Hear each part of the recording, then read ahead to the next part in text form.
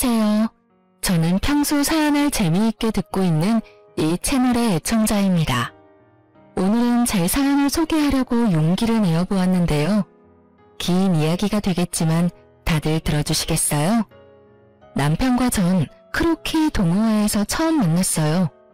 평소 즐겨보던 웹툰의 주된 배경이 크로키 모임이었는데 그 웹툰을 보다 충동적으로 가입하게 된 동호회였죠. 그렇게 충동적으로 가입하게 된 동호회에서 저는 남편을 만났고 그곳에서 저와 남편은 유일하게 동갑내기로 막내였던 터라 이런저런 일을 하다 보니 빠르게 친해졌어요. 그렇게 가까이 지내다 보니 자연스럽게 연인으로 발전했고 결혼까지 하게 되었어요. 저희가 신혼을 시작하게 된 집은 친정에선 가까웠지만 시댁에선 거리가 꽤 있는 편이었어요. 의도한 것은 아니었지만 어떻게 하다 보니 그렇게 되었더라고요. 집 위치에 대해선 저만 아니라 남편과 시댁에서도 불만은 딱히 없었어요. 아니, 남편은 오히려 저보다 더 좋아하더군요. 그 이유는 바로 친정엄마의 반찬들 때문이었어요. 엄마의 음식 솜씨가 워낙 좋았는데 친정이 가까우니 엄마가 반찬 조공을 해주셨고 그 반찬들을 저보다 남편이 더 좋아했어요. 전 그 덕분에 좀 더 수월한 결혼 생각을 할 수 있었죠. 그러던 어느 날 어머님께서 갑작스럽게 집으로 찾아오셨더라고요. 저녁때가 다 되어 갑작스럽게 들이닥친 어머님의 방문이 당황스럽고 달갑진 않았지만 결혼하고 한 번도 집으로 초대하지 못했던 터라 괜히 죄송한 마음도 들어 잘 대접해드렸어요. 퇴근 후 옷도 갈아입지 못하고 어머님을 맞이했던 상황이라 새로운 요리 같은 건 해내지 못했지만 마침 엄마가 전날 주고 간 반찬들로 어머님의 밥상을 차려드렸어요. 어머님께서도 꽤 만족스러우신지 쩝쩝 소리를 내며 맛있게도 드시더라고요. 아가, 이 반찬들 네가 만든 거니? 정말 맛있구나. 아, 아니요. 사실은 그거 전부 친정에서 보내주신 것들이에요. 아시다시피 제가 집에 도착하자마자 어머님이 오셔서 따로 식사를 준비할 시간이 없어서 급하게 차리느라 있던 반찬들을 내놨어요. 그래? 사돈 솜씨가 대단하시네. 간도 딱 맞고. 나물들도 어쩜 이렇게 아삭아삭하니? 혹시 남은 반찬들 좀 있니? 아, 김치는? 김치도 담가주셨어? 남은 반찬들하고 김치가 있긴 한데 더 드릴까요? 모자라세요? 아니, 모자란 게 아니라 좀 싸가려고 그랬는데 남아있다니 다행이다. 내가 갈 때 좀 싸주렴. 김치도 있는 대로 다 싸주고 아니다, 통째로 다 주려무나. 집에 가서 옮겨 담기도 귀찮아. 고맙다, 아가. 덕분에 며칠 먹거리는 잊었구나. 황당했어요. 대부분은 시댁이나 친정에서 음식을 얻어오거나 보내주시던데 어머님은 오히려 냉장고 구석에 있는 반찬과 김치까지 싹 다 쓸어 가시니 뭐라 할 말이 없더라고요. 그래도 맛없다고 핀잔을 준 것도 아니고 정말 입맛에 맞으셔서 다 싸가신 거니 그러려니 하고 넘기려고 했어요. 하지만 어머님은 기어코 저의 잠자던 코털을 건드리고야 마시더라고요. 어머님이 냉장고를 싹 비워가시고 난 후 며칠 흐른 어느 날 점심시간에 직원 식당에서 밥을 먹고 있는데 어머님께 전화가 오더라고요. 처음엔 평범한 안부로 시작된 통화 내용이 점점 본색을 드러내기 시작했어요. 그 본색이 참 가관이더군요. 아가, 내가 사실은 부탁이 있어서 전화했어. 네? 부탁이요? 어머님 무슨 일 있으세요? 말씀해보세요. 그게 다름이 아니라 사돈께 반찬 좀 많이 해달라고 해서 나도 좀 보내주면 안 되겠니? 사돈 음식 먹다가 내가 한 거 먹으려니까 도저히 맛이 없어서 안 되겠더라고. 괜히 입맛만 높아져서 요즘 내가 밥을 잘 못 먹고 있어. 아, 그러니까 저희 엄마한테 반찬 좀 만들어달라는 말씀이네요? 그래, 하는 김에 좀 많이 만들면 되지 않니? 가져다 주거나 퀵으로 보내기가 정 그러면 내가 가지러 갈 수도 있으니 너 편한 대로 하렴. 헛웃음이 나더군요. 결혼한 지 2달도 채 되지 않은 시점에서 내가 이런 소리를 들으려고 결혼했나 싶더군요. 그까짓 반찬, 시댁과의 평화를 위해 좀 주면 어때? 라고 생각할 수도 있었겠지만 저는 전혀 그렇게 생각되지 않더군요. 처음엔 반찬으로 시작해 끝은 무엇으로 끝이 날지 누가 알겠어요. 그리고 다들 아시다시피 반찬 만드는 게 보통 힘든 일이 아니잖아요. 그런데 어쩜 이리도 뻔뻔하게 이런 말씀을 하실 수가 있는지 제 상식에선 이해가 되지 않더라고요. 그래서 전 조금은 냉정하게 들릴 수 있겠지만 단호하게 잘라내야겠다고 생각했어요. 어머님, 이건 어떻게 이동하느냐의 문제가 아니에요. 저도 저희 친정에서 반찬 그냥 받아오는 거 아니고요. 다만 얼마씩이라도 성의 표시는 하고 받아오고 있어요. 어머님도 알다시피 반찬 만드는 게 보통 일은 아니니까요. 제가 저희 엄마한테 부탁은 드려볼 건데 가능하다고 하시면 그냥은 안 되고요. 어머님도 일정 금액 주시면 돼요. 어머 얘, 그까지 반찬 몇 가지 가지고 치사하게 무슨 돈을 내놓으라고 그러니? 그냥 내가 해먹고 말지. 됐다 됐어. 저의 예상대로 어머님은 더럽고 치사하다고 하며 전화를 끊어버리더군요. 끊어진 전화기를 보며 이쯤 하면 다신 이런 이야기는 꺼내지 않겠지 하고 생각하는 찰나 어머님께 또 전화가 오더라고요. 예, 근데 얼마 주니? 네? 갑자기 그게 무슨 말이세요? 그러니까 사돈한테 반찬값으로 얼마 주느냐고. 딱 정해진 게 아니라서 얼마라고 말씀드리기가 애매하네요. 그냥 반찬집보단 덜 드리고 있어요. 그래? 그러면 그거 내가 해주마. 내가 일주일에 한 번씩 반찬 해놓을 테니 가지고 가렴. 난 사돈한테 주는 것보단 조금 덜 받을 테니 어때? 좋은 생각 같지 않니? 괜찮기는 전혀 괜찮지 않았어요. 남편이 친정엄마의 요리를 왜 잘 먹겠어요? 어머님은 요리를 정말 기가 막히게 못해도 너무 못한다는 것을 다 알고 있는데 제가 미쳤다고 돈까지 주고 그 맛없는 걸 받으러 시댁까지 가는 그런 헛짓을 할 리가 없었죠. 전 다시 한번 단호하게 말씀을 드렸습니다. 아니에요 어머님. 남편도 친정엄마 음식 좋아해서 그냥 지금처럼 친정에서 받아 먹을게요. 그러면 저 일이 바빠서 이만 끊을게요. 죄송해요 어머님. 전 단칼에 거절하고 전화를 끊어버렸고 그날 저녁 남편과 밥을 먹으며 어머님과 있었던 일을 말해주었어요. 그러자 남편은 허허 웃으며 이상한 해결책을 제시하더라고요. 아 참, 여보. 오늘 어머님께 전화가 왔는데 우리 엄마한테 말해서 반찬을 좀 많이 해서 좀 나눠달라고 하시더라. 그래? 엄마가 생각해도 본인 음식보다 더 맛있었나 보네. 아 진짜 우리 엄마는 요리를 못해도 너무 못해. 하여튼 그래서 뭐라고 했는데? 안 된다고 하지. 장모님도 힘드시잖아. 딱 잘라서 안 된다고 어떻게 그래. 그래서 우리도 수고비 드리면서 받아오는 거라고. 어머님도 정 드시고 싶으시면 수고비 부담하시라고 했지. 그러니까 치사하다 하시면서 전화 끊으시더라고. 잘했어. 사실 우리 먹거리 해주시는 것만 해도 죄송한 일인데 우리 집까지 부탁드리는 건 좀 아니지. 당신도 곤란했겠네. 진짜 곤란한 건 그 다음부터였지. 왜? 또 무슨 일 있었어?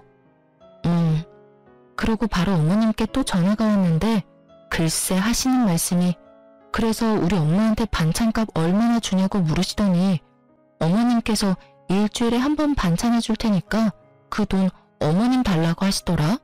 당신 생각은 어때? 완전 싫지. 우리 엄마 요리 진짜 못한다고 했었잖아. 당신도 안 된다고 했지? 당신 핑계대면서 안 된다고 했어. 그래, 잘했어. 그나저나 엄마가 왜 그러시지? 그러게 나도 이해가 안 된더라니까 라며 맞장구를 치려는 순간 남편의 입에선 이해 못할 말들이 흘러나오더라고요. 아, 용돈이 부족하신가 본데? 맞지? 맞지? 용돈 좀 올려드려야겠어. 뭐? 여기서 갑자기 용돈 이야기가 왜 나와? 그렇잖아. 우리 엄마 요리에 취미 없으신 분인데 반찬까지 해준다는 건 뭐겠어? 돈이 필요하단 말이잖아. 그래서 용돈을 올려드린다고?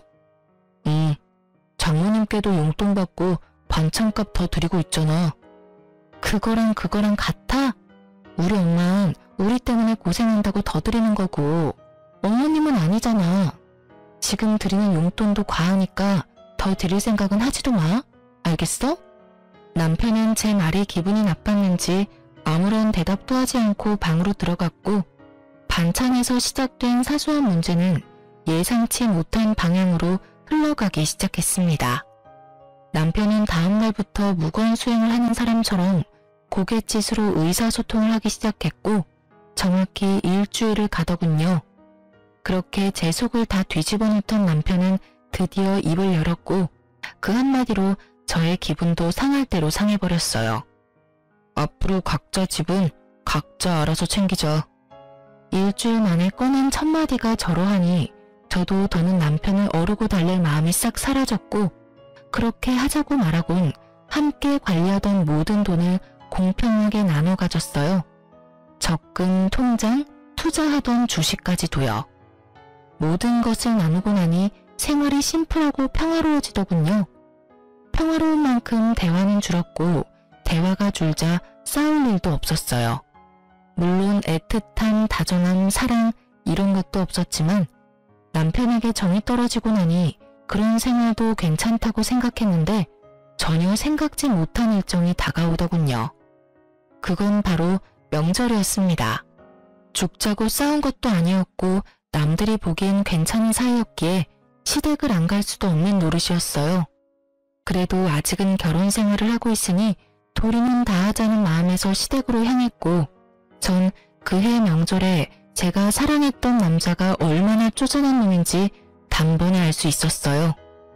이런 일이 있기 전에는 시댁에 오면 작은 양의 설거지도 꼭 함께 해주던 남편이었는데 시댁에 도착하자마자 어머님 방으로 들어가더니 코빼기도 보지 않더라고요. 왜 사람 마음이 그렇잖아요. 아무리 우리 사이가 요즘 좀 그렇더라도 내심 도와주러 나오겠지 하는 허튼 기대. 저도 그 기대라는 걸 하며 제사 음식을 준비했고 그렇게 하다 보니 어느새 다 해버렸더라고요. 다 하고 나니 문득 남편 놈은 도대체 어머님 방에서 무얼 하길래 머리카락 하나 보이지 않나 싶어 어머님 방문을 살짝 열어보았더니 글쎄 다 큰 놈이 심한 무릎을 베고 누워 부부 생활에 대해서 시시콜콜 어머님께 다 일러바치고 있더군요. 유민이 쟤 연애할 땐 몰랐는데 진짜 모질어. 내가 엄마 용돈 좀 올려주자고 하니까 단번에 안 된다고 하더라니까. 자기가 나서서 올려주자고 해도 모자랄 판국에 어쩜 그렇게 생각도 안 하고 안 된다고 할 수가 있냐고. 내가 진짜 오만정이 다 떨어져서 요즘엔 말도 잘 안 하고 지내. 돈도 각자 관리하기로 했고 각자 부모님은 알아서 챙기자고 했어. 나 잘했지? 그럼 우리 아들은 언제나 다 잘하지. 근데 그렇게 지내면 너 밥은 어떻게 하니? 밥은 잘 먹고 사는 게야? 밥은 걱정하지 마. 장모님이 매번 반찬에서 가져다 주시는 걸로 잘 먹고 있어. 유민이 걔가 모질긴 해도 밥은 잘 차려줘. 하긴 밥이라도 잘 차려야지. 그거마저 안 해주면 내가 걔랑 살 이유가 없잖아. 자기도 그걸 아는지 자기 할 도리는 다 해. 오늘도 봐. 그래도 며느리라고 찍소리 안 하고 와서 혼자 음식 준비하는 거. 내가 이때까진 자기 힘들까봐 다 도와줬는데 이제 안 도와주려고. 내가 너무 잘해줬더니 남편 무서운 줄 모르고 날 뛰어. 이제라도 내가 기강을 잡아야지 안 되겠어. 그래, 잘 생각했다. 이때까지 내가 말을 못해서 그렇지 너 설거지 한다고 얼쩡거릴 때마다 내 억장이 다 무너졌어. 내가 어떻게 키운 아들인데. 이제라도 정신 똑바로 차리고 제 버릇 좀 단단히 고쳐줘라. 잘난 거 하나도 없는 년이 기만 살아서는 그 기세가 아주 하늘을 찌르겠더라니까. 걱정하지 마 엄마. 내가 앞으로 똑바로 교육해서 납작 엎드려 살게 만들 테니까. 앞으로는 절대 도와주지 않을 거야. 그래, 엄만 우리 아들만 믿으마. 이 빌어먹을 관습 때문에 희생하는 사람이 도대체 누군데 도와주니 많이 하는 모자의 대화를 듣고 있자니 어이도 없고 화도 나더라고요. 당장이라도 문을 박차고 들어가 남편 놈 머리털을 확 다 뽑아버리고 싶었지만 다른 날도 아니고 명절에 얼굴 붉힐 일을 만들지 말자는 생각에 겨우 참고 주방으로 돌아갔어요. 오늘만 참으면 제 세상이 다시 열릴 테니까요. 다음날 차례를 지내고 친정으로 가야 할 시간이 지났는데도 남편 놈이 갈 생각을 않더라고요. 이미 가야 할 시간이 훨씬 지났는데도 말이죠. 당신 언제까지 누워있을 거야? 우리 집 안 갈 거야? 우리 부모님들도 기다린단 말이야. 가야지. 가야 하는데 나 너무 피곤해. 이렇게 피곤한데 운전을 어떻게 해. 좀만 더 쉬다 가자. 운전할 자신이 없어. 어제 9시부터 자기 시작해서 오늘 차례 지내기 직전에 일어난 놈이 피곤해서 운전할 자신이 없다니 참 어이가 없더라고요. 시댁에서 큰 소리를 내봤자 저만 손해라는 생각에 전 끓어오르는 화를 꾹꾹 누르며 다시 한번 남편을 어르고 달랬어요. 그러면 내가 운전할 테니까 차에만 타. 그러면 되잖아. 우리 엄마 아까부터 언제 오냐고 전화한다고. 얼른. 그것도 좀 힘들 것 같은데 어쩌지? 뭐? 잠시 일어나서 차에 타는 것도 힘들어? 난 좀 자야 할 것 같아. 조금만 더 자고 일어나서 그때 가든가. 피곤한 척 혼신의 연기를 하며 또다시 어머님 방으로 숨는 남편놈을 보며 전 일말의 희망도 사라지는 느낌을 받았어요. 남편에 대한 희망도 기대도 모두 사라지고 나자 더는 도리를 운운할 필요가 없더라고요. 상대방은 도리의 도자도 생각지 않는데 제가 미쳤었다는 생각이 들더군요. 그런 생각이 들자 전 지체하지 않고 제 짐을 챙겨 시댁을 나와버렸어요.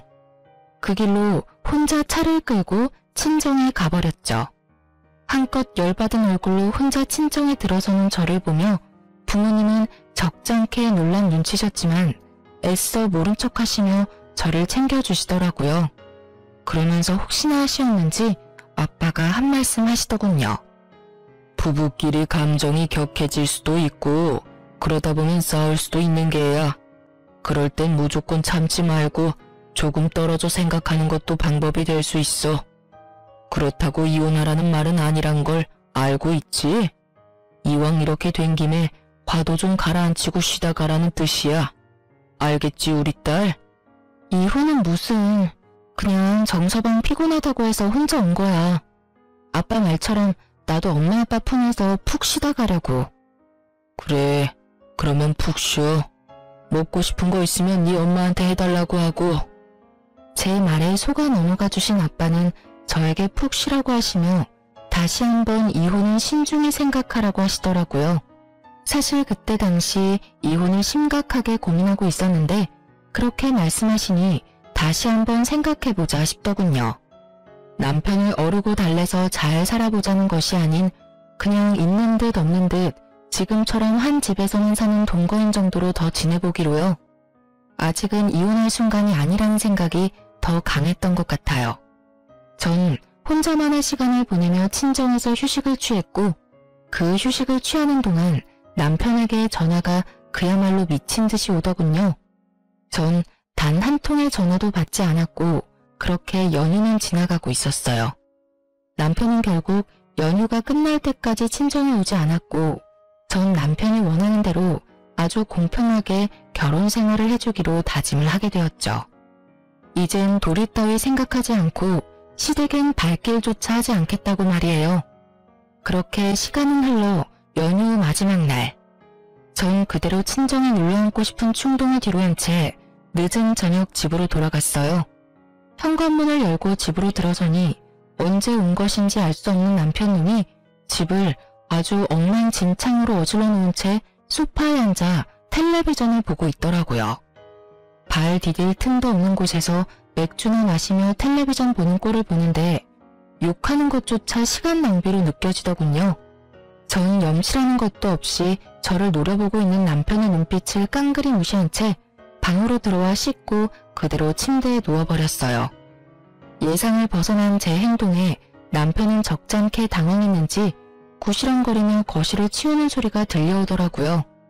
그랬겠죠. 평소 같았으면 잔소리는 했겠지만 다 치워주었을 텐데. 제가 가장 싫어하는 개판인 꼴을 보고도 말 한마디 하지 않고 방으로 들어와 버렸으니까요. 그렇게 전 남편이 청소를 하는 소리를 들으며 잠이 들었고 일어나 보니 남편은 출근을 했는지 보이지 않더라고요. 전 차라리 잘 되었다고 생각하며 출근을 했고 퇴근을 하고 돌아오니 집에 어머님이 와 계시더군요. 남편이 비밀번호를 알려준 것인지 남편도 없는 빈집에 어머님 혼자 계시는데 어이가 없어 웃음이 다 나더라고요. 그러면서도 참 부지런도 하시다는 생각이 들었어요. 가까운 거리도 아닌데 이렇게 매번 연락도 없이 득달같이 달려오시니 말이에요. 아무도 없는 빈집에서 무얼 하고 계셨나 싶어 집 안을 둘러보니 반찬을 챙기고 계셨던 모양이었어요. 냉장고 안에 있던 반찬을 있는 대로 다 꺼내 챙겨오신 통에 옮겨 담고 있던 흔적이 식탁 위에 고스란히 남아 있었으니까요. 무슨 못 먹은 귀신이 들러붙은 거지도 아니고 아무도 없는 집에서 하물며 사돈이 해준 반찬을 훔치고 있는 어머님의 행실을 보니 화를 내봤자 뭐 하겠나 싶더라고요. 거기서 미주알 고주알 입씨름을 해봤자 똑같은 사람이 될 뿐이고 또 먹는 거로 치사하게 이랬니 저랬니 하고 싶지 않았어요. 그래서 입을 꾹 다물고 옷을 갈아입고 나와 소파에 앉아 제 할 일을 하고 있으니 반찬을 다 챙긴 어머님이 다가와 쏘아붙이기 시작하더군요. 넌 왜 인사를 안 하니? 사람을 봤으면 최소한 인사라도 해야 할 거 아니니? 오셨어요? 인사드리려고 했는데 워낙 바쁘신 것 같아서 타이밍 잡기가 어려워서 기다렸어요. 반찬은 다 챙기셨어요? 그래. 좀 가져가도 되지? 다시 해달라고 하면 되지 않니? 그렇죠 뭐. 반찬 가지고 가시려고 오셨어요? 이 저녁에 연락도 없이? 저도 감정이 많이 상해있던 터라 말이 곱게는 나가지 않더라고요. 그런 제 모습이 어머님 마음에 들리 없었고 제법 고상한 척 말을 하던 어머님은 화가 단단히 나셨는지 언성을 높이며 폭언을 뱉어내기 시작했어요. 내가 할 일 없이 반찬이나 가지러 왔겠니? 너 왜 그날 그렇게 가곤 연락 한 통이 없니? 최소한 그렇게 가서 죄송하다는 전화라도 한 통 해야 하는 게 예의 아니니? 어쩌면 애가 그렇게 버릇이 없는지. 어른들이 버젓이 지켜보고 있는데 자기 기분 상했다고 짐 챙겨서 남편도 내팽개치고 가는 꼴이라니. 넌 기본적인 예의라는 것도 못 배웠어? 친정에서 그런 기본적인 것도 안 가르쳐주든? 도대체 친정에서 뭘 배워서 시집 온 게야? 예의는 고사하고 기본 개념도 없는 걸 시집을 보내놨으니 아마 모르긴 몰라도 사돈 걱정도 이만저만이 아니실 테라. 너 그렇게 행동하면 네 부모가 욕먹어. 알겠니? 예의뿐 아니라 개념까지 없는 사람이 누군데 감히 친정을 들먹이며 윽박지르시는지 결국 전 폭발을 해버렸고 몸을 움직이기 시작했어요. 일단 시모가 정성스레 옮겨 담은 반찬들을 싹 다 다시 옮겨 담고 냉장고에 넣은 후 그 앞을 나가섰어요. 제 모습을 넋놓고 보고 있던 어머님은 저에게 다가가 노발대발하기 시작하더군요. 너 지금 뭐 하는 짓이야? 기껏 옮겨둔 걸 왜 다시 옮기는 게야? 그리고 지금 이 행동은 또 뭐니? 네가 냉장고 앞을 막고 서 있으면 내가 못 가지고 갈 것 같아? 네, 못 가지고 가세요. 방금 친정에서 뭘 배웠냐고 물으셨죠? 전 이렇게 배웠어요. 무례한 인간한텐 쌀 한 톨, 물 한 모금 나눠줄 필요도 없다고요. 뭐야? 그럼 내가 지금 무례하다 이 말이야? 그러면 아니시라고 생각하세요? 아무도 없는 빈집에 연락 한 통 없이 오셔서는 묻지도 않고 반찬 챙기시는 것도 기가 막히는데 친정에서 뭘 배웠냐고요? 그러면 어머님은 친정에서 뭘 배우셨나요? 뭘 배우셨길래 남의 집에 이렇게 쳐들어오셔서 이렇게 무례한 행동을 서슴없이 하시는 거냐고요? 앞으로 저희 엄마가 해주신 귀한 음식 어머님께 나눠드릴 생각은 추호도 없으니까 다신 마음대로 오셔서 가지고 가지 마세요. 한 번만 더 이러시면 아예 반찬 받아오지도 않을 거예요. 물론 그렇게 되면 어머님 아들도 쫄쫄 굶고 살아야겠죠. 참고로 전 회사 생활하면서 주방일까지 할 생각은 전혀 없거든요. 이 인연이 지금 뚫린 입이라고? 결국 어머님의 입에서 욕이 나오는 순간 짝 하는 마찰음과 함께 저의 뺨에 고통이 느껴졌어요. 화가 날 대로 난 심우가 제 뺨을 날린 거였어요. 뺨에서 선명한 고통이 느껴지며 이 인간 같지 않은 인간이랑 무슨 대화를 하겠다고 이러고 있나 하는 생각이 강하게 들더군요. 성질 같아선 똑같이 한 대 올려붙이고 싶었지만 그래도 차마 어른이라 때릴 순 없었기에 어머님의 팔을 붙잡고 질질 끌어 문 밖으로 쫓아내버렸어요. 너 지금 뭐 하는 짓이야? 이건 못 놔? 당장 놓으라고! 한 대 맞아들였으니 다신 찾아올 생각도 하지 마세요. 그렇게 집에서 내쫓긴 심우가 가만두지 않을 거다. 남편에게 다 말해 당장 이혼시켜버릴 거다. 네가 이러고도 무사할 것 같으냐며 집 밖에서 고래고래 소리를 질렀지만 전 다 무시해버렸어요. 얼마나 지났을까요? 시끌시끌하던 밖이 조용해지자 남편 놈이 들어오더라고요. 어머님과 통화라도 한 것인지 화가 잔뜩 난 얼굴로 저에게 따져 묻기 시작하는데 둘 다 참 개념 없는 건 매 한 가지라는 생각이 들더군요. 야, 네가 제정신이야? 어떻게 시어머니를 질질 끌어다 내쫓을 수가 있어? 미쳤어? 미치지 않고서 어떻게 그딴 짓을 해? 고래고래 소리를 지르는데 순간 어머님의 모습이 떠오르며 전 남편 뺨을 때려버렸어요. 순식간에 일어난 상황에 아무런 방어도 하지 못한 채 뺨을 맞아버린 남편은 어리둥절한 얼굴로 저를 바라보더라고요. 그렇게 볼 필요 없어. 들었는지 모르겠지만 내가 당신 엄마한테 한 대 맞았거든? 차마 어른은 때릴 수 없는 노릇이니 어쩌겠어. 아들인 당신이 대신 맞아줘야 하지 않겠어? 뭐라고? 그리고 앞으로는 2번 다신 시댁에 발걸음하는 일 따윈 없을 테니 그런 줄 알아. 어머님이 이렇게 나오시는 이상 앞으로는 당신의 식구들하고 얼굴 맞대고 살 일은 없을 거란 말이니 똑똑히 기억해줬으면 좋겠어. 아참, 그리고 다시 한번 우리 집 비밀번호 어머님께 알려주는 날엔 당신도 이 집에서 쫓겨나는 건 물론이고 그날이 우리 이혼하는 날이 될 테니 알아서 잘 행동하길 바랄게. 제가 그렇게 말하자 남편은 절 경멸한다는 눈빛으로 쳐다보더라고요. 한때는 없으면 안 될 것처럼 사랑했던 사이였는데 어쩌다 이런 말과 이런 눈빛을 주고받는 사이가 되어버린 것인지 조금은 서글픈 생각마저 들더라고요. 그날 이후 다행스럽게도 어머님은 찾아오시거나 연락하시는 일은 없었지만 남편과의 관계는 되돌릴 수 없는 사이가 되어버렸어요. 한 집에 살며 눈도 마주치지 않았고 함께한 식탁에 앉는 일도 전혀 없었으니까요. 물론 상황이 그렇게 되니 전 친정을, 남편은 시댁을 챙기는 생활이 더욱 당연해졌고 전 오히려 더 좋더라고요. 사실 친정에서 받는 도움이 많은데도 불구하고 친정만 챙기려니 아무래도 남편이나 시댁 눈치가 보였는데 이젠 그런 눈치 따윈 보지 않고 마음 편히 친정을 챙길 수 있게 되었으니까요. 이런 저와는 달리 남편 놈은 불만이 많아 보이더라고요. 뭐 자명한 일이었죠.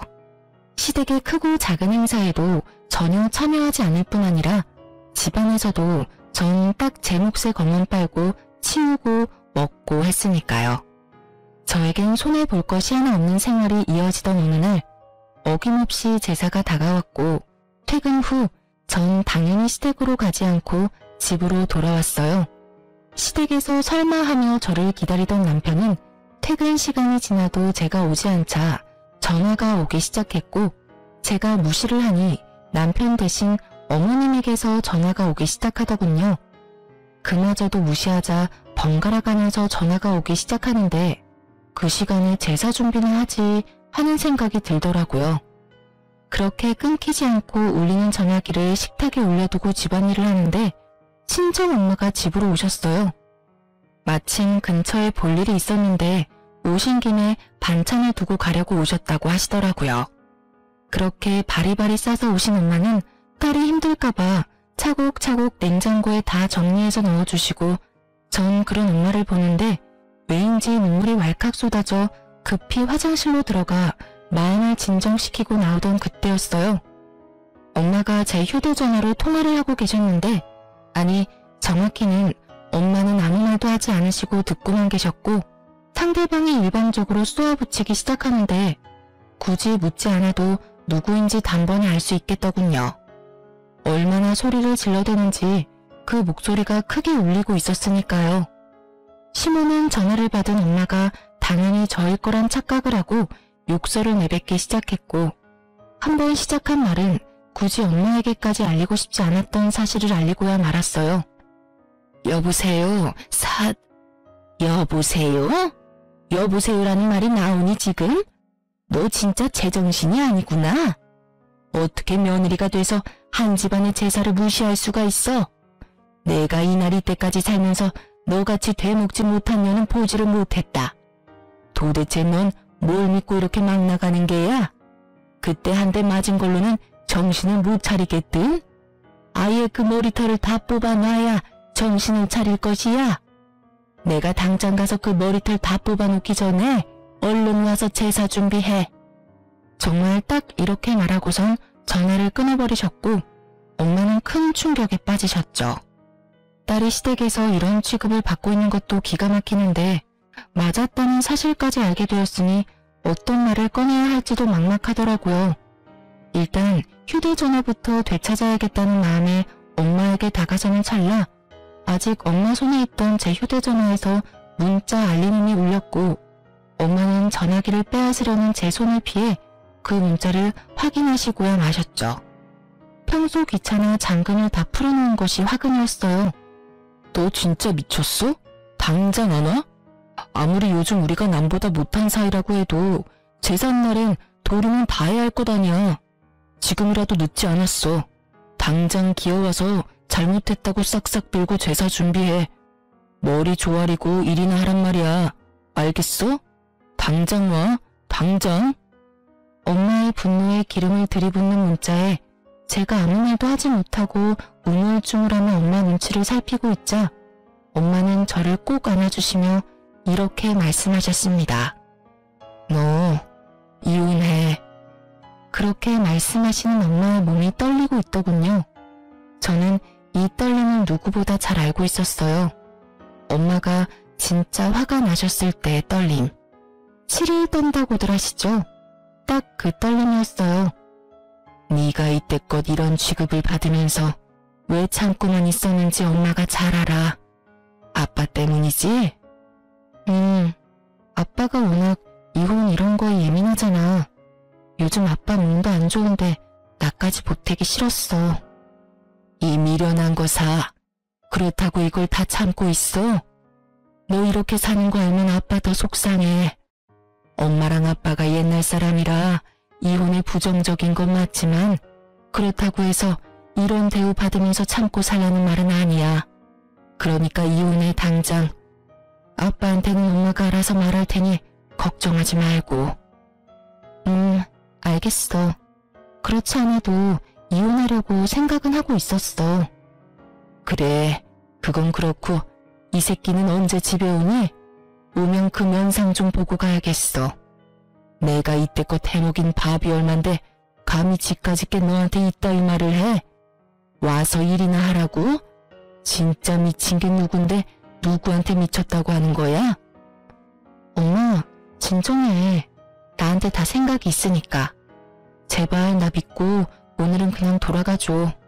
내가 정 안 되겠다 싶으면 엄마한테 말할 테니까. 제발, 응? 더는 엄마에게 못 볼 꼴을 보이고 싶지 않아 혼신의 힘을 다해 엄마를 설득했고 엄마는 저의 간절한 부탁에 겨우 진정하시고 집으로 돌아가셨어요. 그렇게 혼자가 된 저는 남편에게 온 문자를 읽고 또 읽었어요. 그렇게 뇌리에도 그 문자가 박힐 때쯤 남편과 어머님이 집으로 들어오시더군요. 얼마나 화가 났는지 쿵쿵거리는 발걸음이 너무 커 머리가 다 울릴 지경이었어요. 그렇게 쿵쿵거리며 저의 앞에 선 두 사람은 저를 노려보았고 처음 입을 뗀 건 어머님이셨어요. 난 너 같은 며느리 필요 없으니 당장 짐 싸서 이 집에서 나가거라. 지금 당장 짐 싸. 지금 저보고 나가라고 하셨어요? 그래. 당장 이 집에서도 나가고 서류 준비되는 대로 보낼 테니 이혼도 해. 내가 이혼만큼은 아닌 것 같아서 참고 또 참았는데 도저히 안 되겠구나. 아주 시댁을 우습게 보고 있어 이게. 생각 같아선 그 머리털을 다 뽑아놓고 싶은데 이제 가족도 뭣도 아닌데 굳이 힘 빼서 뭐 하나 싶어서 참고 있으니 얼른 내 눈앞에서 사라지거라. 꼴도 보기 싫으니까. 착각은 자유라더니 전 엄청난 착각을 하는 아줌마에게 사실을 말해주었어요. 저기요, 이 집에서 나갈 사람은 제가 아니라 그쪽이랑 그쪽 아들이에요. 저기요? 그쪽? 네, 이혼할 마당에 제가 어머님 하고 불러드릴 이유가 없잖아요. 그리고 저도 꼴도 보기 싫어서 그러는데 좀 나가주실래요? 얘가 아까부터 무슨 쉰 소리를 하는 게야? 우리가 여기서 왜 나가니? 여긴 우리 아들 집인데. 너 정말 머리가 어떻게 된 거 아니니? 정신 차려 얘. 정신은 그쪽이 차려야 할 것 같은데요. 여기 그쪽 아들 집 아니라 제 집이에요. 결혼할 때 그쪽 아들 능력이 워낙 출중해서 집 살 능력이 안 되더라고요. 그래서 제가 집 배우고 그쪽 아들이 혼수 채워서 들어왔어요. 그렇게 잘난 아드님이 아무 말도 안 하던가요? 그렇게 가만 서 있지 말고 말 좀 해봐. 이 집 내 집이라고 말이야. 그렇습니다. 집은 제가 샀고 그랬기에 그 명의 역시 저의 명의였어요. 남편과 결혼할 당시 남편보다 제가 모은 돈이 훨씬 많았고 전 그런 건 중요하게 생각하지 않아 제가 집을 사고 남편이 혼수를 채웠던 것이었어요. 물론 대출금이 있었던 터라 남편과 함께 갚으며 대출금을 반틈 이상을 갚게 되면 공동명의로 바꾸기로 했었는데 남편님은 딱 2달 대출을 함께 갚고 돈 관리를 알아서 했으니 집에 대한 어떤 권한도 없었죠. 이러한 사실을 전혀 알지 못하고 기고만장한 어머님의 기세를 눌러주곤 남편을 바라봤어요. 방금 전까진 저를 가만두지 않겠다는 기세로 보던 눈빛도 많이 유해졌더라고요. 분위기가 심상치 않음을 느꼈던 거겠죠. 그게 엄마, 이 집 저 사람 놈이야. 내가 결혼할 때 모은 돈이 얼마 없어서 집은 저 사람이 장만하고 가정가구를 내가 마련했어. 그러니까 내가 흥분하지 말고 차분히 말하라고 했잖아. 엄마는 괜히 나서서는 일을 이렇게 만들어? 너 지금 그걸 말이라고 해? 그리고 모은 돈은 왜 없어? 꼬박꼬박 적금 들고 있다고 하지 않았어? 아, 됐어. 이제 와서 그런 게 뭐가 중요하겠니? 어찌 되었든 이혼해. 난 더는 네가 저딴 년이랑 사는 꼴 못 보겠으니. 어머님은 본격적으로 이혼을 강요하기 시작했고 남편은 아무 말도 하지 못한 채 가만히 있더라고요. 두 사람이 그러든가 말든가 전 준비한 이혼 서류를 내밀며 말했어요. 어머님이 이렇게 간절히 바라시는데 우리 이혼하자. 뭐? 당신 진심이야? 뭘 그렇게까지 놀라. 어느 정도 예상했었잖아. 사실 우리가 같이 살기만 했지 부부 아닌 사이가 된 건 꽤 오래됐잖아. 나도 지쳤고 너도 힘들 테고 그냥 우리 이혼하자. 그래, 하자 이혼. 이혼할 테니까 지금 살고 있는 집 처분해서 반틈은 나 줘. 나도 대출금 갚았으니까 그 정도 재산 분할은 해줘야지. 딱 2달 갚은 것이 기억도 나지 않는 것인지 분할을 운운하는 놈을 보고 있자니 웃음이 나더군요. 그 뻔뻔함에 이 상황에 웃음이 다 난다. 대단하다 대단해. 네가 혹시나 이렇게 나올까봐 내가 좀 알아봤는데 고작 2달 대출금 함께 갚았다고 해서 재산을 분할해줄 필요가 없다고 하더라고. 오히려 네가 나한테 위자료라는 걸 줘야 한다고 하던데. 내가 왜 위자료를 내놔야 해? 내가 뭘 잘못했다고? 잘 생각해봐. 나한테 잘못한 게 한둘이 아닐 텐데. 잘 생각해도 내가 잘못한 게 전혀 없는데? 뭐 우리 엄마가 시집살이 시킨 거? 그 정도는 기본 아니야? 다들 그 정도 시집살이는 다 하고 살아. 그리고 증거 있어? 우리 엄마가 너 괴롭혔다는 증거가 있냐고. 증거? 증거 충분하지. 네가 나한테 욕한 것도 문자로 고스란히 남아있고 네 엄마가 나한테 막말한 통화도 다 녹음돼 있어. 우리가 참 편리한 세상에서 살고 있어서 자동 녹음이라는 게 되거든. 이것저것 증거가 나한텐 참 많은데 그중 최고의 증거가 여기 있지. 딱 제가 예상했던 대로 남편은 노발대발하며 저에게 따져묻기 시작했고 전 꽤 오래 준비했던 사진들을 남편에게 던져주었어요. 남편과 어머님은 바닥에 흩날리는 사진들을 보며 입을 다물었고 전 그런 두 사람을 바라보며 말했어요. 할 말이 없지? 그래, 너도 사람이면 할 말이 없어야지. 너 꼴에 바람도 피우고 있더라? 네, 맞아요. 이놈이 저 몰래 바람까지 피우고 있었어요. 전 이 사실을 진작 알고 있었어요.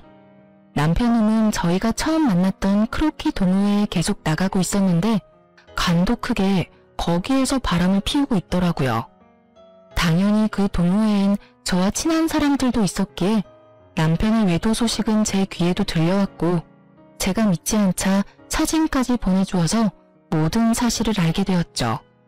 결과적으로는 그 사진들이 증거로 쓰이게 되었고요. 처음 그 사실을 안 게 저희가 본격적으로 말을 하지 않고 있을 때였어요. 정말 배신감에 치가 다 떨리더군요. 당장이라도 이혼을 하고 싶었지만 중간에 나왔듯이 부모님께서 받으실 충격이 걱정돼 미련스럽게 참아왔던 것이었어요. 그리고 차이가 이렇게까지 되기 전에는 내가 노력하면 남편이 다시 돌아오지 않을까 하는 기대가 있기도 했고요. 얼마나 헛된 기대였는지 지금 생각하면 제 자신이 참 한심하고 바보 같지만 그땐 그게 최선이라고 생각했어요. 하여튼 친정 엄마까지 이혼을 허락하고 권해주었으니 저에겐 더는 망설일 이유가 없었고 오랫동안 간직했던 이혼 서류를 꺼내게 된 것이었죠. 아무 말도 하지 않고 있던 남편은 머릿속에 계산을 끝낸 듯 무릎을 꿇고 빌기 시작하더군요. 여보, 나 당신이 바라는 대로 이혼할게. 당신이 아무것도 안 줘도 이혼할게. 그리고 위자료도 줄 테니까 상간녀 소송만은 하지 말아줘. 제발 부탁이야. 아, 이 와중에 상간녀 소송할까봐 걱정이 되나봐? 왜? 그 상간녀가 피해보는 건 싫어? 내 인생은 이따위로 만들어 놓고? 너 진짜 뻔뻔하다. 나한테 그런 부탁이 하고 싶어? 그게 아니라 말 못할 이유가 있어서 그래. 상황 파악이 안 되지? 없는 이유를 만들어서라도 날 설득해도 모자랄 판국에 말 못할 이유를 들먹이며 그런 부탁을 한다고? 너 진짜 내가 우습구나?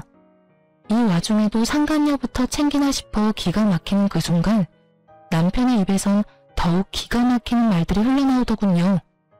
내가 이렇게 부탁할게. 사실은 이 여자 우리 부장님 와이프야. 우연히 동호회에서 만났는데 서로 하소연하다 보니 이렇게까지 돼버렸어. 당신한테 입이 10개라도 할 말이 없고 내가 다 잘못했어. 내가 이렇게 빌 테니까 제발 상간녀 소송은 안 하면 안 될까? 갑자기 태세를 바꾼다 싶더니 다 이유가 있더군요. 다른 사람도 아닌 직장 상사의 아내라니. 간이 크다 했더니 정말 간 큰 짓은 따로 하고 있었더라고요. 참 기가 막힌다 진짜. 일단 생각 좀 해볼 테니까 짐부터 싸서 나가. 한시라도 너 같은 인간이랑 한 공간에 있고 싶지도 않으니까. 가는 길에 네 옆에 정신 빼고 서 있는 네 엄마도 모시고 가. 저의 단호한 태도에 남편과 어머님은 한 발 물러서 집을 나가주었고 전 다시 혼자가 된 집에서 이혼을 진행했어요. 이유가 어찌되었든 간에 저는 남편 뜻대로 해줄 생각은 전혀 없었어요. 전 이혼과 함께 상간녀 소송도 진행했고 전 위자료를 두둑히 받고 이혼을 할 수 있었습니다. 이혼 소식과 함께 이혼 사유가 전 남편 회사에 소문나는 것은 시간 문제였어요. 쉬쉬한다고 그런 사실이 어디 숨겨지던가요? 수군거리기 딱 좋은 가십거리는 어떤 말보다 빠르게 퍼져나갔죠. 결혼 전부터 친하게 지내서 언니 동생 사이가 된 전 남편 회사 동료에게 들은 바로는 전 남편은 회사를 그만뒀다고 하더군요. 회사 동료들의 눈초리도 힘들었지만 상간녀 남편이 아낌없는 핀잔에 결국 버티지 못하고 사표를 냈다고요. 아, 당연히 상간녀도 이혼을 당했고 오갈 데가 없어진 상간녀가 전 시댁으로 짐을 싸들고 들어갔다고 하더라고요. 하지만 오래 버티지 못했다고 했어요. 다들 아시다시피 전 시무의 개념 없는 시집살이에 오만 정이 떨어진 상간녀는 전 시무 머리채까지 잡으며 한바탕 해치우고 나갔다는 말을 듣는데 참 통쾌하더라고요. 그렇게 머리채를 잡고 싶어 하더니 결국 새 며느리한테 머리채를 잡혔잖아요. 하여튼 그 여자와 전 남편이 법적 부부가 된 건 아니라 헤어졌다고 이혼을 한 건 아니었지만 전 시무 덕분에 사실상 2번의 이혼을 경험하게 된 전 남편은 취업이 되자마자 전 시무와 연을 끊고 나갔다고 해요. 그러면서 하는 말이 저를 더 통쾌하게 하더군요. 근데 언니도 알지? 이 바닥 좁은 거. 거기에다 부장님이 눈에 불을 켜고 지켜보고 있는데 새로운 회사 간다고 한들 오래 버틸 수나 있겠어? 이미 소문 쫙 나서 오래 버티긴 힘들 거야. 아마 제대로 된 직장생활 하려면 아예 업종을 바꿔야 할 텐데 그게 쉽진 않을 거야. 그렇게 언니 마음고생 시키더니 벌 받은 거지 뭐. 이 소식을 마지막으로 전 남편의 소식은 더는 들을 수 없었어요. 저도 더는 전 남편 소식을 전하지 않아도 된다고 하기도 했고 그 동생도 더는 전 남편의 소식이 들리지 않는다고 하더라고요. 그렇게 1년 조금 넘은 결혼 생활이 끝이 났네요. 전 여전히 회사 생활을 잘하며 잘 지내고 있어요. 결혼 생활이 짧았던 것에 비해 워낙 끔찍했던 터라 이제 제 인생에 남자는 없다고 생각했었는데 시간이 흐르니 그 생각도 달라지더라고요. 현재 전 1년 넘게 만난 남자친구가 있어요. 지금 만나는 남자친구는 직장 동료인데요. 저의 이혼 사실을 알고도 저를 오래 기다려준 덕분에 만남을 시작하게 되었어요. 결혼을 전제로 진지하게 만남을 가지고 있긴 하지만 이 만남이 정말 결혼으로 이어질지 연애에서 끝이 날지는 아무도 모르는 일이겠죠? 결과가 어떻게 되든 전 앞으로 어떠한 이유가 있더라도 참으면 안 될 일에 참고 살진 않기로 결정했고 저를 좀 더 사랑해주며 살아가려고요. 제 인생에서 가장 중요한 것은 저이니까요. 이로써 저의 사연은 끝이 났네요. 저의 긴 사연 들어주셔서 감사합니다.